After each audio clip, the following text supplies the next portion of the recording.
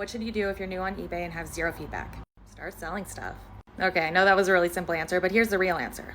You need feedback, so sell some stuff for cheap. Now, don't go selling your designer $500 bag for $10. But if you have an item listed for $30 and somebody sends you a $10 offer, if you can let it go for $10 just to try and get some positive feedback, I'd say do it. Feedback on eBay is important, not just for becoming a trusted member of the community, but for also getting your top rated seller status, which we can talk about all of that later because it does come with some discounts as a seller on eBay. But in regards to buyer and community trust, feedback does help. You can also gain feedback by being a buyer on eBay.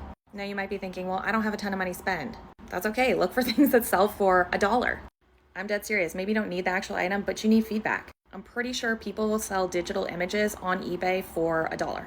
Maybe even less than $1. There's a ton of other stuff that you should be doing on eBay as well. eBay does have an algorithm. I would recommend creating some sort of listing schedule for yourself. Consistency is key. On any of these platforms, consistency is key. One of my number one tips is just to be disciplined with how much you're listing and when you're listing. And honestly, most people can't get a grip on that.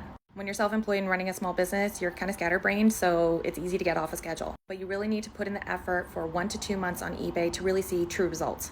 And don't give up if you have a few bad experiences. Consider those learning lessons. I can promise you right now that when you first start out on eBay, you're going to screw up the shipping. You're probably not going to charge enough, and that's okay. You won't do it again. You're definitely going to get a return. It's going to suck, but then you're going to relist the item and it will sell again. You're going to have difficult customers, but don't feed into their negative energy. These are just a few tips that I have for when you're first starting out on eBay. Follow for more.